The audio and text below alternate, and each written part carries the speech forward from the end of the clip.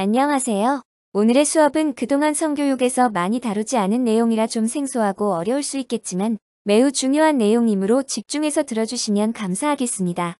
수업 주제는 성교육에 있어서 기본이 되고 가장 핵심이 되는 것으로 성인지적 관점과 성적자 기결정권에 대한 내용입니다. 수업을 시작하기 전에 오늘의 수업 주제와 관련된 영화 준호를 소개합니다. 이 영화를 본 적이 있나요? 이 영화는 10대 소녀 준호가 친한 친구와 첫 경험을 한 뒤 그의 아이를 가지게 되면서 겪게 되는 이야기들을 담고 있습니다. 준호는 어린 나이에 감당하기 어려운 일에 직면하였음에도 중절 수술이 아닌 출산을 선택하였고 아이의 좋은 부모가 되어줄 완벽한 부부를 직접 찾아가 아이를 입양시키려고 결정합니다. 성관계도 임신과 출산도 입양도 본인이 주도적으로 선택한 준호의 모습을 보며 우리는 성적자 기결정권에 대해 생각해 볼 수 있습니다. 나중에 기회가 된다면 영화 준호를 시청해 보기를 추천드리며 수업을 시작하겠습니다. 오늘의 학습 목표는 1. 성인지적 관점을 이해하고 설명할 수 있다. 2. 성적자 기결정권을 이해하고 실천할 수 있다입니다. 학습할 내용으로는 먼저 성인지적 관점이 무엇인지와 인식 필요성에 대해 알아보고 그 다음에는 성적자 기결정권의 개념과 성적 합리적 의사결정은 어떻게 해야 하는지, 성적자 기결정권의 요소는 무엇인지에 대해 배워보겠습니다. 그럼 성인지적 관점에 대해 알아보겠습니다. 데이트 폭력이나 성폭력 등 성범죄자의 경우 자신의 성 관련 행동이 사소하고 별거 아닌 것처럼 생각하는데 이는 성인지 관점이 부족해서 발생하는 일입니다. 성인지적 관점은 특히 데이트 폭력과 같이 쉽게 알아차리기 어려운 성범죄를 인식하기 위해 매우 필요하고 중요한 개념입니다.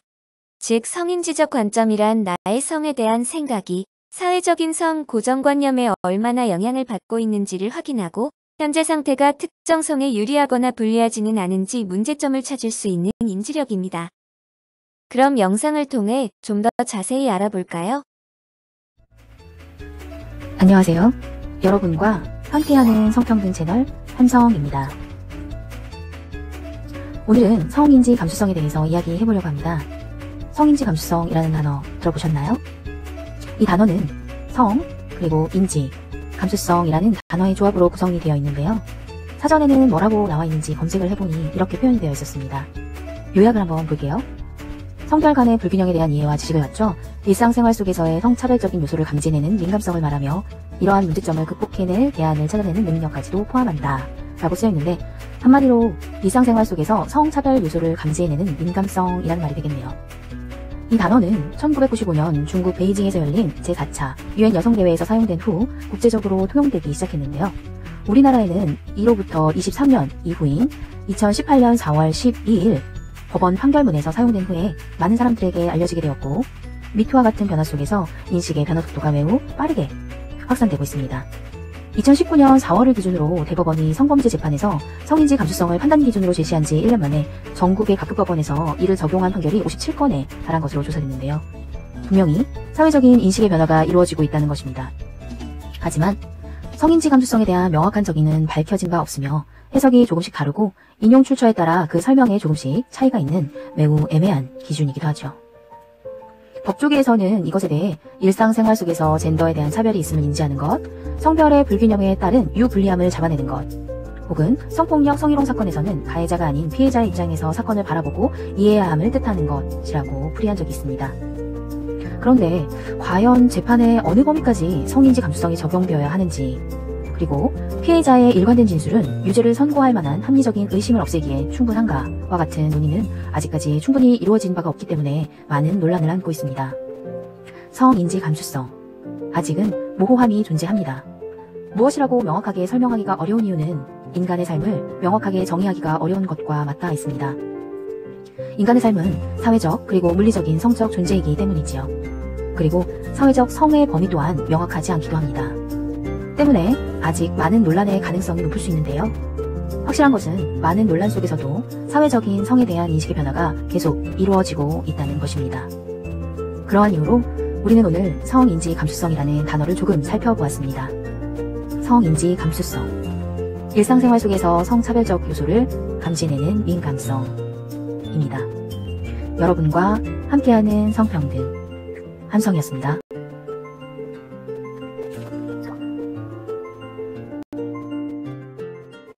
아직도 인기 예능과 오락 프로그램에서는 성차별적인 장면이 반복되고 있습니다. 사랑의 콜센터 11화에서는 출연진들 모두 상남자 콘셉트를 토대로 남자다움을 끊임없이 강조해 성별에 따라 특정한 속성을 갖는다고 여기는 잘못된 젠더에 대한 편견을 심어줄 수 있습니다. 또한 여성 게스트에게 애교를 요구하였고 애교를 여성성의 정점으로 간주하는 등 이것은 여성성 규범의 문제가 될 수 있습니다. 많은 사람들은 이성적인 적극적인 성적 욕구가 강한 이런 말을 들으면 남성에 가깝다고 생각하고 감성적인 소극적인 성적 욕구가 약한 등의 표현은 여성에게 더 어울린다고 생각합니다. 이처럼 우리는 많은 성 역할 고정관념에 사로잡혀 있습니다.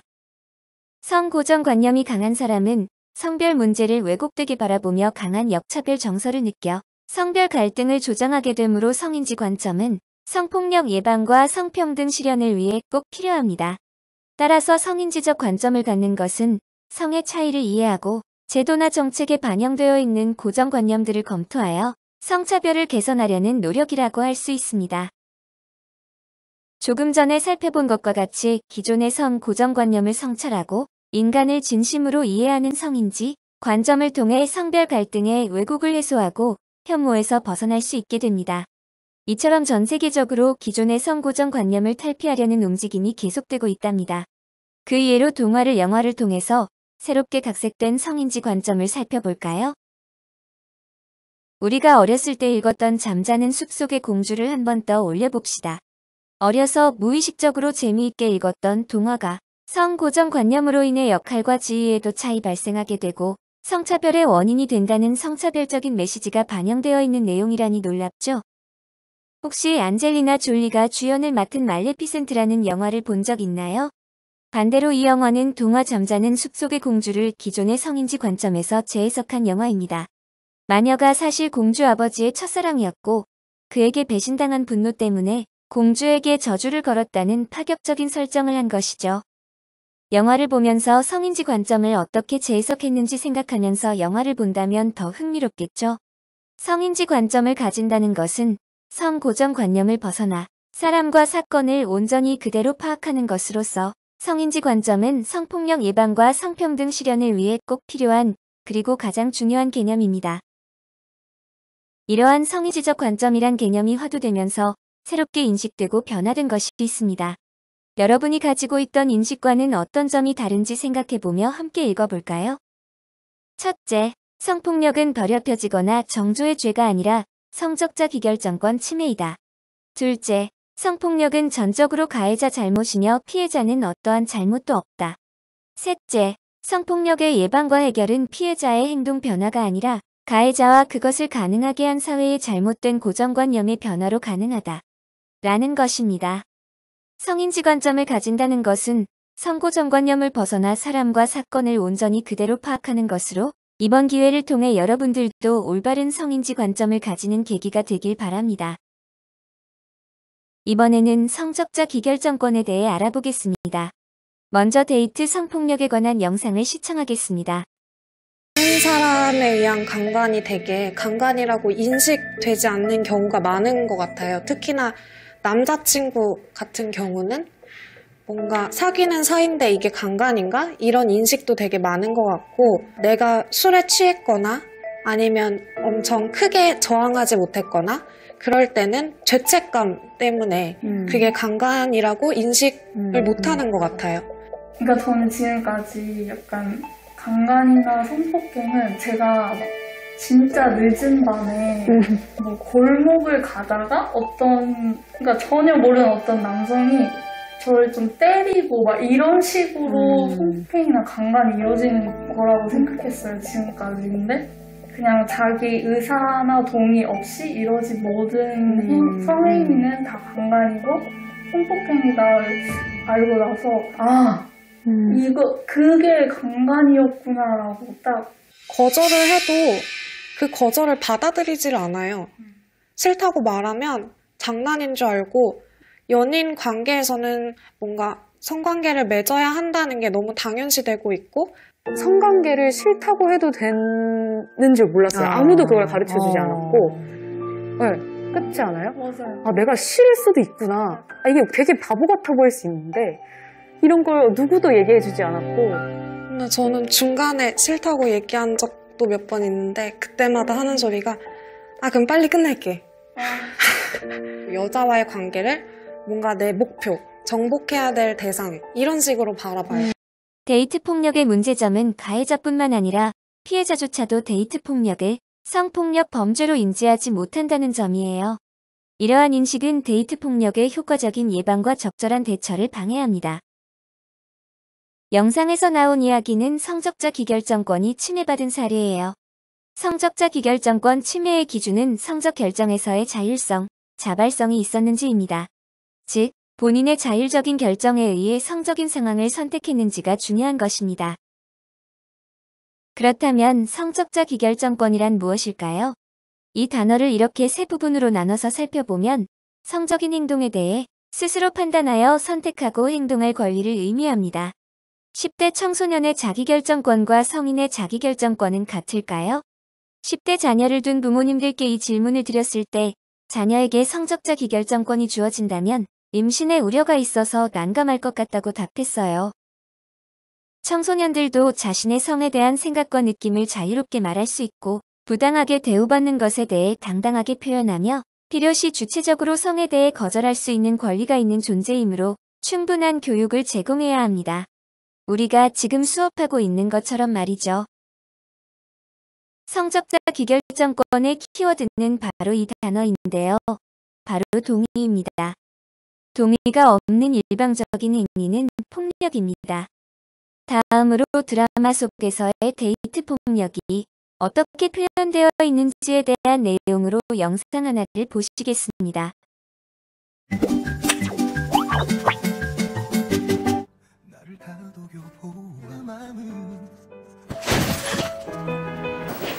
가요.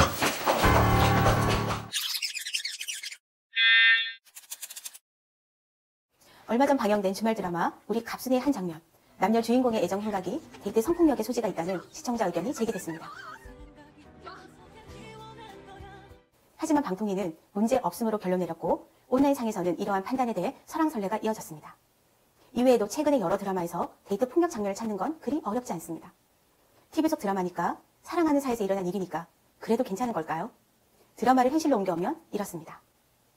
허모 씨, 10년 사귄 여자친구 신모 씨가 이별을 고하자 벽으로 밀치며 체합, 싫다는 거부에도 절대 못 헤어진다며 강제로 키스하는 등 데이트 성폭력을 행사했습니다. 어떤가요? 신문 한 귀퉁이 사회면에 나와도 전혀 손색이 없겠죠. 데이트 폭력이란 친밀한 관계에 있는 연인, 친구 등이 상관 합의 없이 일방적으로 행하는 신체적, 정서적 성적 폭력을 말합니다. 노를 안 돼라고 받아들이지 못하고 상대방의 동의 없이 사랑을 강요하면 그게 바로 데이트 폭력인 것이죠. 이때 동의의 개념은 매우 중요한데요. 동의란 자유로운 의사표현이 가능하고 의식 자각이 있는 상태, 그리고 동의에 대해 동일한 인식 수준을 가진 상황에서의 적극적인 예스를 의미합니다. 2014년 9월 미국 캘리포니아주에서는 성적 행동에 대한 동의와 관련해 새 법안을 통과시켰는데요. 성적 행동에 대해 노라는 거부 의사보다는 긍정적인 예스 의사가 있어야 한다는 겁니다. 즉 성폭력 사건 조사 시 성폭력에 대한 입증 책임은 피해자가 아닌 가해 혐의자에게 있으며 가해 혐의자가 상대방이 적극적으로 동의했음을 입증해야 합니다. 데이트 성폭력에서 가장 중요한 법적 판단의 기준은 상대방의 동의이고 이를 잘 보여주는 사례가 있습니다. 2015년 1월 캐나다, 그 일이 벌어지기 전까지 우르야와 그레이는 가끔 데이트를 즐기는 사이였습니다. 사건 당일 밤 우르야는 자신의 아파트에서 그레이를 강간했습니다. 그해 2월부터 시작된 성폭력 재판에서 우르야는 동의한 적이 없다는 그레이의 진술에도 불구하고 지속해서 합의된 성관계라고 말하며 자신의 무고를 주장했습니다. 하지만 이 사건은 결국 가해자에게 유죄 판결이 내려졌는데요. 마빈 주커 판사는 성폭력 사건에서 중요한 것은 상대방이 동의했는가이며 성폭력의 책임과 비난은 가해자에게 돌아가야 한다고 말했습니다. 피해자 중심의 관점에서 쓰인 마빈 주커 판사의 판결문은 지금까지도 역사적이고 혁명적이라는 평가를 받고 있습니다. 서로 사랑하는 관계일지라도 상대방이 원하지 않으면 그것은 강요이자 위협입니다. 동의가 없는 일방적인 행위는 폭력이라는 사실을 기억하시기 바랍니다. 우리가 즐겨보는 TV 드라마 속에서도 데이트 폭력 장면이 아무렇지도 않게 미화되어 등장하고 있습니다. 아무리 사랑하는 사이라고 하더라도 상대방의 동의를 구하지 않는 행위는 강요이자 위협이 될 수 있습니다. 동의 없는 일방적인 행위는 폭력이라는 것을 인지하기 위해서 오늘의 수업 내용을 잘 기억해 두는 것이 중요하겠습니다. 성적자 기결정권을 가지기 위해서 우리는 성적 합리적 의사결정을 해야 합니다. 그 방법은 다음과 같습니다. 첫째, 어떤 행동도 자신의 의지와 무관하게 하지 말기. 둘째, 지금 자신이 상대하고 있는 사람에 대해 진지하게 생각해보기. 셋째, 이런 성적 접촉을 왜 하는 것인지 자신에게 물어보기. 넷째, 상대방이 원치 않는 성행위를 강요하지 말기. 마지막으로 중요한 것은 다음과 같은 말에 집착하지 않는 것입니다. 예를 들면 내 말을 들어주지 않으면 너와 헤어지겠어라는 말을 그대로 받아들이고 내가 원하지 않는 행동을 상대방이 하도록 허락해서는 안 된다는 것입니다. 성적자 기결정권은 두 가지 요소로 이루어집니다. 서로 분명한 성적 주체성을 가지고 상대방을 존중하고 배려하여 자제력을 가져야 합니다.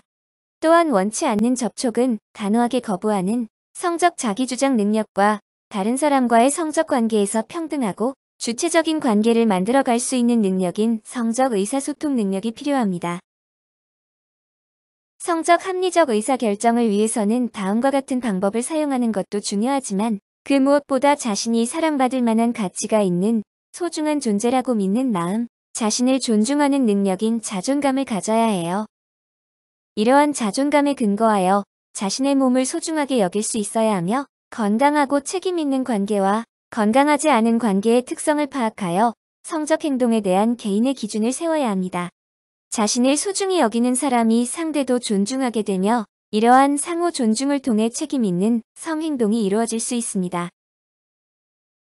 그렇다면 상대방의 요구를 거절하고 싶을 때는 어떻게 해야 할까요? 효과적인 거절을 위해서는 자신만의 분명한 한계를 정해놓고 스톱 전략을 사용하는 것이 좋습니다.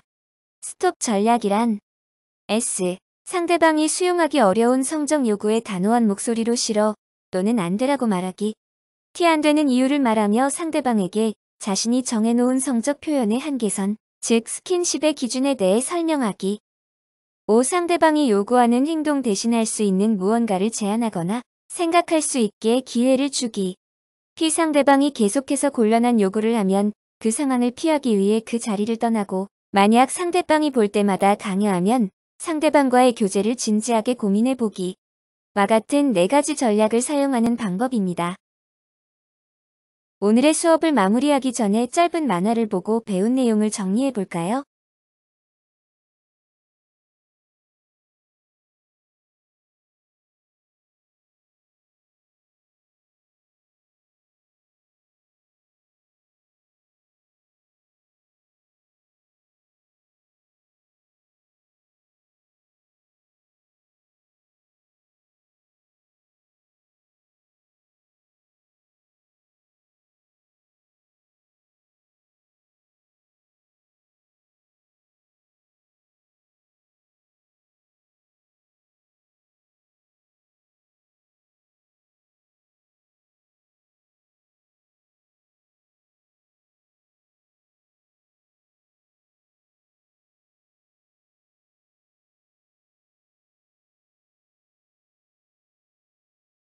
만화 속 인물의 말처럼 불안하고 고민되는 상황에 놓여 있을 때 부모님께 말씀드렸다가 혼나면 어떡하지?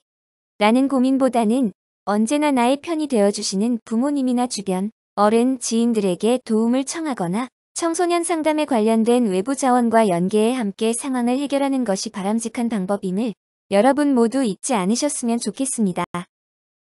수업 마무리로 동의를 구하는 것이 어떤 의미를 가지고 있는지 동영상을 통해 알아봅시다. 어린이를 위한 동의. 이게 너야.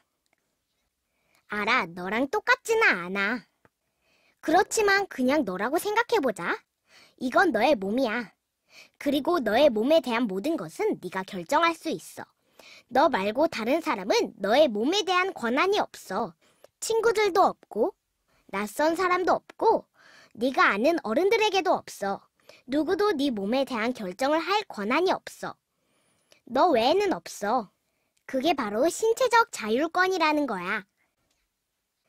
동의라는 건 그런 거야. 사람들은 모두 다 달라. 어떤 사람들은 앉는 걸 좋아해. 어떤 사람들은 앉는 걸 싫어해. 사람들은 모두 자기가 편한 것을 결정할 수 있어. 앉는 걸 좋아하는 사람은 아무나 마음대로 껴안아도 될까? 아니, 상대방의 동의를 받아야 해. 동의를 했는지 어떻게 알 수 있냐고? 물어보면 돼. 내가 안아도 되니? 응, 그래. 손잡아도 괜찮아? 아니, 그러지 마. 알겠어. 누군가 응이라고 대답하지 않았다면 안아도 될까? 나는 그건 동의를 하지 않은 거야. 아주 간단해. 동의를 구하고 답을 들으면 되는 거지. 만약 동의를 받기 위해 선물을 주거나 겁을 줬다면 그건 동의가 아니야. 종종 어른들이 어린이들에게 이것저것을 시키려고 하는데 이모 잘 가라고 뽀뽀해줘. 이럴 때도 어린이가 결정할 수 있어. 아니요, 싫어요. 그냥 인사만 할게요. 어린이들이 동의할 권리가 없는 것들도 있어. 법적인 계약을 맺을 수 없고, 투표할 수 없고, 성적인 것에 동의할 수 없어. 어린이니까. 만약 어린이가 동의할 수 없는 것을 어른이 시킨다면 그건 잘못된 일이야. 어른의 잘못이지 어린이의 잘못이 아니야. 그리고 그럴 땐 선생님처럼 믿을 수 있는 어른에게 얘기하는 것이 중요해. 왜냐고? 너의 몸이기 때문이야. 누구도 네 몸을 이래라 저래라 할 권리가 없어. 동의를 연습해봐.